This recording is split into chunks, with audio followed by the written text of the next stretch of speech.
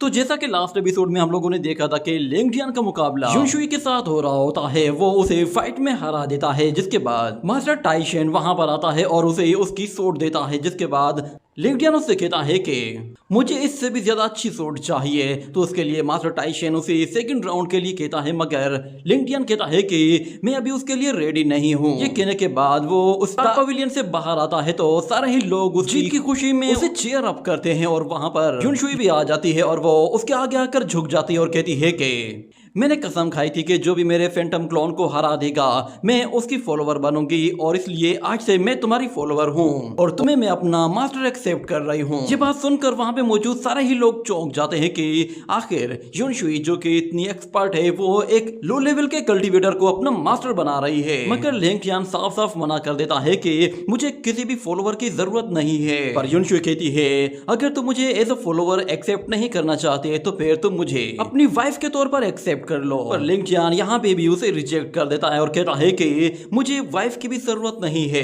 ये कहकर वो वहां से जाने लगता है और दूसरी तरफ मिस जू वो काफी परेशान होती है और सोचते हुए कहती है कि आखिर युनशुई ने लिंग जियान के लिए अपने आप को इतना नीचे कैसे गिरा दिया कि वो उसके लिए उसकी वाइफ बनने को भी तैयार है, जबकि वो इतनी खूबसूरत है कि यहाँ पे हर एक बंदा उसके लिए मरता है। मगर ये लड़की तो खुद को लिंग जियान के हवाले करना चाहती है, पर लिंग जियान इसे रिफ्यूज क्यों कर रहा है, जबकि इस लड़की में कोई भी बुराई नहीं है। मुझे यहाँ पे कुछ शक होने लगा है, जरूर कोई ना कोई खिचड़ी पक रही है। और दूसरी तरफ हमें दिखाया जाता है कि युनशुई वो अभी भी वहीं पर ही बैठी हुई होती है। रिजेक्शन के बाद उसे कुछ अजीब सा फील होने लगता है कि शायद से लिंग जियान के रिजेक्शन का पता चल गया था, जिसकी वजह से वो फौरन से उसके सामने आकर खड़ी हो जाती है और उससे कहती है कि तुम मुझे इसीलिए रिजेक्ट कर रहे हो ना कि मैं अब थोड़ी सी ओल्ड लगने लगी हूँ। तो लिंग जियान कहता है ऐसी वजह नहीं है, तुम अभी भी ओल्ड नहीं हो। जिस पर वो लड़की कहती है तो फिर क्या वजह है।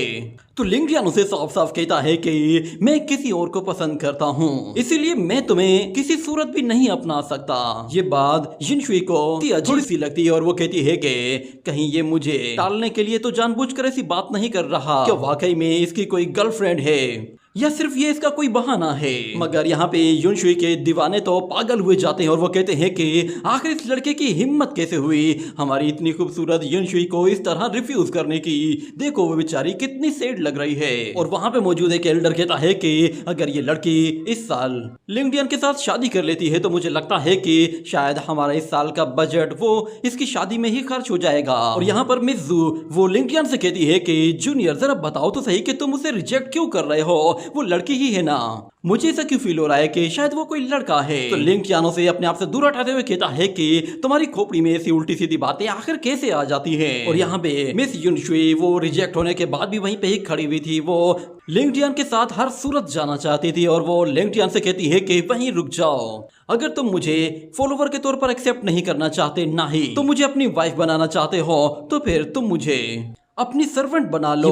सुनकर सारे ही लोग बिल्कुल चौंक जाते हैं और मिस जू कहती है कि युनशुई क्या तुम वाकई में सीरियस हो। और मिस युनशुई फिर लिंग जियान से कहती है कि मुझे इससे कोई नहीं पड़ता कि तुम किसी और को पसंद करते हो, और मुझे इससे भी कोई फर्क नहीं पड़ता कि मैं सीनियर हूँ या तुम जूनियर हो, मैं बस तुम्हें सर्व करना चाहती हूँ, इसके लिए मैं तुम्हारे साथ रहना चाहती हूँ। मगर लिंग जियान साफ साफ मना करते हुए कहता है कि अंकल हमें यहाँ से जाना चाहिए। ये कहते हुए वो लोग युनशुई को छोड़कर वहां से चले जाते हैं। और वहां पर मौजूद कुछ डिसाइपल कह रहे होते हैं कि ये वाकई में एक सोर्ड मास्टर कहलाने के लायक है। हिम्मत तो देखो, इसने युनशुई को रिजेक्ट कर दिया है, ये वाकई में एक मास्टर कहलाने के लायक है। मगर युनशुई फौरन से सोर्ड पीक पहुंच जाती है और वहां पर वो लिंग जियान से मिलने के लिए अंदर जा रही थी, मगर वहां पर मौजूद दो गार्ड्स उसका रास्ता रोक लेते हैं, जिस पर युनशुई उन लोगों से कहती है क्या तुम लोग मुझे यहाँ से आगे जाने नहीं दोगे, मैं यहाँ पर उससे बात किए बगैर नहीं जाऊंगी। ये बात सुनने के बाद वो दोनों ही डिसाइपल्स भी बिल्कुल बेबस हो जाते हैं। उन्हें मालूम है कि युनशुई एक हाई लेवल की जीनियस डिसाइपल है और वो लोग उसका कुछ भी नहीं बिगाड़ सकते। इसलिए एक डिसाइपल कहता है कि चलो हम लोग चलकर मास्टर से बात करते हैं, वो खुद ही इस सिचुएशन को अब हैंडल कर सकते हैं। ये कहने के बाद वो डिसाइपल तो वहां से चले जाते हैं, मगर हमें दिखाया जाता है कि काफी टाइम गुजर जाता है और वो लड़की वहीं पर ही खड़ी रहती है। जब वो डिसाइपल्स वापस आते हैं तो वो बिल्कुल डरे डरे से होते हैं और वो उस लड़की से आकर कहते हैं कि सिस्टर मो हमें माफ कर दीजिए, मगर इस वक्त ब्रदर लिंग जियान कल्टीवेशन में मसरूफ हैं और पता नहीं वो कब अपने कल्टीवेशन से वापस आएंगे, इसीलिए आपके लिए बेहतर यही है कि आप इस वक्त चले जाएं और फिर कभी आइएगा। मगर वो लड़की भी जिद्दी होती है और वहीं पर ही अपनी सोट गाड़ देती है और वहीं पर बैठकर कल्टीवेशन स्टार्ट कर देती है, जिस पर वो डिसाइपल भी उसे रोकने की कोशिश करता है, मगर दूसरा वाला कहता है कि इसे यहीं पर ही छोड़ दो। कुछ दिन तक जब ये यहाँ पर ऐसे ही बैठी रहेगी और लिंगटियन इसे कोई रिस्पॉन्स नहीं देगा तो ये खुद ही यहाँ से चली जाएगी। मगर वो लोग देखते हैं कि लिंगटियन कई दिन से कल्टीवेशन में मसरूफ है और दूसरी तरफ वो लड़की भी वहीं पर ही बैठकर कल्टीवेशन कर रही है और उसका इंतजार कर रही है। यहाँ पर काफी दिन गुजर जाते हैं मगर अभी भी दोनों ही कल्टीवेशन में मसरूफ होते हैं और एक दूसरे के सामने तक नहीं आए थे। मगर लिंगटियन कल्टीवेशन में अचानक से ब्रेक थ्रू करते हुए अपने स्पिरिचुअल रियलम के 3rd लेवल को भी अचीव कर लेता है और वहां पर हमें अचानक से एक ब्लू ऑब्जेक्ट उड़ते हुए लिंगटियन की तरफ जाता हुआ दिखाई देता है, जिसे लिंगटियन फौरन से पकड़ लेता है और उसे देखते ही पहचान जाता है कि ये ऑब्जेक्ट तो उसकी लिन फैमिली का है। कहीं ऐसा तो नहीं है कि लिन फैमिली के साथ कोई इंसिडेंट हुआ है जिसकी वजह से उन लोगों ने मुझे ये ऑब्जेक्ट भेजा है, शायद उन लोगों को मेरी जरूरत होगी। मगर वहां पर वो एल्डर जो कि लिंगटियन का सर्वेंट था वो कहता है कि मैं आपसे कुछ बात करना चाहता हूँ। वो लड़की जिसका नाम मू युन शुई है वो कब से आपका इंतजार कर रही है और जब से आप कल्टीवेशन में बैठे हैं वो भी आपके इंतजार में बाहर कल्टीवेशन कर रही है। और सुनने में तो ये आया है कि वो आपकी सर्वेंट बनने के लिए अपनी टॉप 10 जीनियस डिसाइपल्स की पोजीशन को भी छोड़कर यहाँ पर आई है। और ये भी कहा जा रहा है कि शायद वो अब दोबारा कभी भी अपने टियानवू पीक में नहीं जाएगी। उसे यहाँ पर बैठे हुए कई दिन हो चुके हैं और बाहर का मौसम भी बहुत ही खराब हो चुका है। अगर आप चाहें तो उसे यहाँ से वापस भेज सकते हैं, मगर लिंगटियन कहता है कि नहीं, उसे यहाँ से भगाने की कोई भी जरूरत नहीं, वो जहाँ बैठी है उसे वहीं पे ही बैठे रहने दो। ये कहने के बाद वो अपनी फैमिली को मिलने के लिए एक स्पिरिचुअल बर्ड के साथ उड़ते हुए वहां से जा रहा होता है। मगर जब उसे नीचे युनशुई दिखाई देती है तो वो उसकी तरफ देख रहा होता है, मगर नीचे से युनशुई भी उसकी तरफ देख रही होती है। उसे पता था कि लिंगटियन वहां से जा रहा है, मगर वो कुछ भी किए बगैर वहीं पर ही बैठी रहती है। और दूसरी तरफ हमें दिखाया जाता है लिंगटियन काफी दूर निकल गया था और यहाँ पर सेकंड एल्डर वो मिस जू पर चिल्लाते हुए कहता है कि क्या लिंगटियन वो बाइफेंग विलेज चला गया और तुमने मुझे बताया तक नहीं? तुम्हें ये बात बहुत पहले ही बता देनी चाहिए थी। तो मैं जू कहती है आपने मुझसे पूछा ही कब था जो मैं आपको बताती। तो सेकंड एल्डर कहता है कि अगर मैंने नहीं पूछा तो इसका मतलब ये नहीं कि तुम मुझसे छुपा कर रखोगी। तो मैं जू कहती है मैं भी तो यही कह रही हूँ, आपने मुझसे पूछा नहीं तो मैंने इसीलिए बताया नहीं, इसमें मेरी गलती क्या है? और वहां पे बैठा हुआ वो सेक्ट मास्टर कहता है कि लिंगटियन अब एक सोर्ड मास्टर बन चुका है तो इसीलिए उसे खतरे को अच्छी तरह से डील करना आता है, मगर अब उसका सोर्ड मास्टर का स्टेटस हमारे सेक्ट से बाहर काम नहीं आएगा। अगर बाहर उसका मुकाबला एशियन किंग जू के साथ हो गया तो शायद बहुत बड़ी मुसीबत हो सकती है। अगर लिंगटियन इंजर्ड हो जाता है तो सारी दुनिया में मेरे सोर्ड कोड सेक्ट की बदनामी होगी, सब लोग मेरा मजाक उड़ाएंगे। ये सुनकर मैं जू कहती है कि अगर ऐसी ही बात है तो फिर ठीक है, मैं लिंगटियन की प्रोटेक्शन के लिए उसके साथ चली जाती हूँ। ये कहकर वो वहीं पर ही बैठकर सेब खाना शुरू करती है और कहती है कि अब तो कोई टेंशन नहीं ना, मैं तो अब उसकी प्रोटेक्शन भी करने जा रही हूँ। मगर सेकंड एल्डर चिल्लाते हुए कहता है कि तुम यहाँ पे कर क्या रही हो, तुम्हें उसकी प्रोटेक्शन के लिए जाना चाहिए। ये सुनते ही मिस जू कहती है कि ये बूढ़ा मुझे सेब तक नहीं खाने दे रहा, आखिर इसका मसला क्या है? इसने तो मेरी जिंदगी अजाब बना दी है। ये कहने के साथ वहाँ पे सेक्ट मास्टर कहता है कि ये लड़की थोड़ी सी नॉन सीरियस है, इसीलिए हमें बाकी एल्डर्स को भी भेजना चाहिए। उस लड़की की जैसे इंसल्ट होती है तो उसे वहाँ पर छींक आ जाती है। और सेक्ट मास्टर वहाँ पर सेकंड एल्डर से कहता है कि क्या कहते हो, हमें कुछ और लोगों को नहीं भेजना चाहिए? तो सेकंड एल्डर कहता है कि हाँ, मगर ये प्रॉब्लम हमें पब्लिकली हैंडल नहीं करनी, इसे सीक्रेटली रखना है। और ऊपर से वो लड़का वैसे भी अपनी फैमिली से मिलने के लिए गया है तो उसे वहां पर कोई इश्यू तो नहीं होना चाहिए, पर अगर कोई खतरा होता भी है तो मिस जू उसके साथ होगी। और यहाँ पर हम लोग दोबारा से लिंगटियन को देखते हैं जो कि उस बर्ड के साथ उड़ते हुए अपनी फैमिली से मिलने जा रहा था, मगर वो काफी परेशान था। वो कहता है कि मेरी प्रीवियस लाइफ में टॉप 10 डिसाइपल्स कुछ और थे, मगर इस लाइफ में टॉप 10 जीनियस डिसाइपल्स कुछ और हैं। मैंने सोचा भी नहीं था कि युनशुई वो टॉप 10 डिसाइपल्स में होगी। और ऊपर से सिस्टर मिंग्यू के साथ जो इंसिडेंट हुआ है इसके बारे में भी मुझे कोई नॉलेज नहीं। मेरी सेकंड लाइफ में बहुत कुछ चेंज होता जा रहा है। कहीं ये सब कुछ इसलिए तो नहीं हो रहा क्योंकि मैं दोबारा से रीइंकार्नेट हुआ हूँ, या फिर कहीं इस सब के पीछे फिर से हेवन का तो हाथ नहीं है, वो अभी भी मेरे पीछे होगी। इतने में उसे वहां पर कुछ स्मेल आती है जिसकी वजह से वो फौरन से नीचे की तरफ चला जाता है और हमें दिखाया जाता है कि नीचे कुछ वॉरियर्स आपस में फाइट कर रहे होते हैं और वहां पर दो वॉरियर्स एक बंदे पर अटैक करते हुए उसे पीछे धकेल देते हैं, जिसकी वजह से वो वॉरियर इंजर्ड हो जाता है और वो बाकी वाले लोगों से कहता है कि तुम लोगों ने मेरी फैमिली को मार दिया, क्या तुम लोगों को डर नहीं कि तुम लोगों को आगे चलकर मेरी लिन फैमिली का सामना करना पड़ेगा। जब मेरी लिन फैमिली यहाँ पर आएगी तो तुम लोगों को एक एक चीज का हिसाब देना पड़ सकता है। मगर फिर वहां पर एक और लड़की आती है और वो कहती है कि मैं तो चाहती हूँ कि वो लड़का जिसे तुम अपना यंग मास्टर कहते हो वो यहाँ पर आ जाए। एक मर्तबा वो यहाँ पर आएगा तो उसके साथ मैं अपने पुराने सारे हिसाब चुकते कर दूंगी। मगर लिन फैमिली का वो वॉरियर कहता है कि तुम बस बकवास कर रही हो, तुम अगर टियानलान गैंग की सपोर्ट न लेती तो शायद तुम कुछ भी नहीं कर पाती, तुम्हारी तो इतनी औकात भी नहीं थी कि तुम लिन फैमिली के सामने इस तरह बात भी कर सको। मगर वो लड़की कहती है क्या तुम्हें लगता है कि मैं तुम्हारे उस यंग मास्टर से डरती हूँ, उसे एक मर्तबा आने दो फिर देखो कि उसका क्या हशर होता है।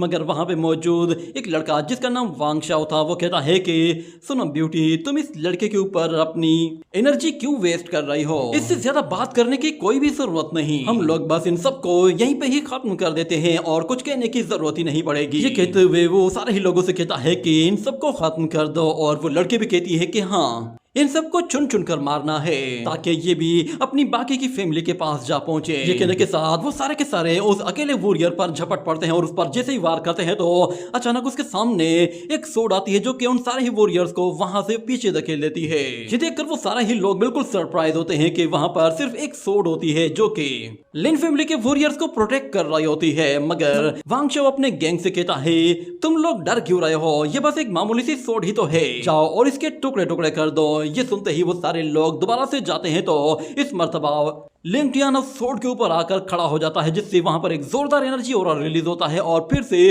वो सारे लोग वहां से पीछे जा गिरते हैं। लिंग टियान को वहां पर देखते ही उसकी अपनी फैमिली के लोग बहुत ही ज्यादा खुश होते हैं कि फाइनली उन लोगों को बचाने के लिए उन लोगों का यंग मास्टर आ गया है। वो लोग लिंग टियान से कहते हैं कि ब्रदर आपकी हेल्प के लिए बहुत बहुत शुक्रिया। मगर लिंग टियान कहता है तुम लोगों को कुछ हुआ तो नहीं, जिस पर वो लोग कहते हैं हम लोग बिल्कुल ठीक हैं। तो लिंग टियान कहता है ठीक है तुम लोग यहाँ से दूर हट जाओ, मैं अपने बाकी साथियों का बदला इन लोगों से चुन चुन कर लूंगा। मगर उसके सामने मौजूद वो लड़की लिंगियन से कहती है कि तुम्हें देखे हुए 2 साल हो चुके हैं और तुम 2 साल के बाद आए हो, पर लगता नहीं है कि तुम्हारे अंदर कोई बदलाव आया है, तुम आज भी बिल्कुल पहले के ही तरह हो, बिल्कुल कमजोर और अकल से बिल्कुल पैदल। मगर लिंगियन देखता है कि वहाँ पर लिन फैमिली का सारा सामान तोड़ दिया गया था और उसके साथ उनके लोगों को भी मार दिया गया था, जिस पर लिंगियन उन लोगों से कहता है क्या ये सब लोग तुम्हारी वजह से मारे गए हैं? तो वो लड़की कहती है कि हाँ तो क्या हुआ, क्या कर लोगे तुम? क्या तुम भूल गए हो कि मेरे फादर ने तुम्हें अपना दामाद बनाने के लिए एक मैरिज प्रपोजल भेजा था, मगर तुमने एक बार भी मेरी तरफ देखे हुए उस प्रपोजल को रिजेक्ट कर दिया था। तुम लोगों ने जो मेरी बेइज्जती की है उसकी सजा तुम्हारी पूरी लिन फैमिली को मिलेगी। मगर लिंग जानो से कहता है कि मुझे अच्छी तरह से याद है कि तुमने अपने आप को यांडोंग में सेक्रीफाइस किया था और तुमने 2 पिल्स खाई थी जो कि एज को रिवर्स करती है। क्या तुम्हें लगता है कि ऐसा कुछ करने के बाद तुम मेरी तरफ मैरिज प्रपोजल भेजोगी और मैं उसे एक्सेप्ट कर लूंगा? ये सुनकर वो लड़की कहती है कि ये क्या बकवास कर रहा है। ये कहते हुए वो वांग शाओ के पास चले जाती है और कहती है कि स्वीट हार्ट जरा देखो ना इसे, ये क्या बकवास कर रहा है, तुम इसकी बात को बिल्कुल भी सीरियस मत लो, ये झूठ बोल रहा है। मगर यहाँ पर वांग शाओ वो गुस्से में आकर लिंगजियान से कहता है कि सुनो लड़के, तुमने मेरी गर्लफ्रेंड की इंसल्ट की है और इसकी इंसल्ट करना यानी कि मेरी इंसल्ट करना है। भले ही तुम स्वॉर्ड गॉड सेक्ट के कोई मास्टर होगे मगर उसके बावजूद भी मेरी इंसल्ट करने के लिए तुम्हें अपनी जान की कुर्बानी देनी होगी। मगर लिंगियन उससे कहता है कि जैसा कि मैंने पहले कहा है कि यांडोंग ने इसकी बॉडी को ले लिया है और बहुत जल्द वो इस लड़की के जरिए तुम्हारी बॉडी को भी अपने कंट्रोल में ले लेगा। ये बात वांग शाओ को और भी ज्यादा भड़का देती है और वो कहता है कि लगता है तुम्हें अपनी जान प्यारी नहीं है, इसीलिए तुम ऐसी उल्टी सीधी बातें करके मुझे और भी ज्यादा गुस्सा दिला रहे हो। वो अपने एक वॉरियर से कहता है जाओ और जाकर इसके टुकड़े टुकड़े कर दो। ये सुनते ही एक वॉरियर लड़ने के लिए अपनी सोड निकालता है और कहता है कि बच्चे मरने के लिए तैयार हो जाओ और मेरी सोड से डरने की कोई जरूरत नहीं, ये इतनी फास्ट है कि तुम्हें पता भी नहीं चलेगा कि तुम कब खत्म कर दिए गए हो। इतना कहते ही वो बिल्कुल उसके करीब आ जाता है तो लिंगियन अपने हाथों से 2 फिंगर आगे बढ़ाते ही उसकी सोड को वहीं पर ही रोक लेता है, जिस पर वो वॉरियर भी हैरान हो गया था। मगर लिंगियन अचानक से अपनी बॉडी से एक सोड एनर्जी रिलीज करता है जो कि इतनी फास्ट होती है कि उस वॉरियर को बचने का मौका ही नहीं मिलता और वो बुरी तरह से इंजर्ड हो जाता है। ये देखते ही बाकी लोग परेशान हो जाते हैं कि यहाँ पर हुआ क्या है, इस लड़के को किसने मारा है। यहाँ पर एक सोड एनर्जी यूज हुई है। ये लड़का इतना ताकतवर नहीं है कि ये सोड एनर्जी को यूज कर सके, मगर ये सोड एनर्जी आई कहां से और किसने यूज की है।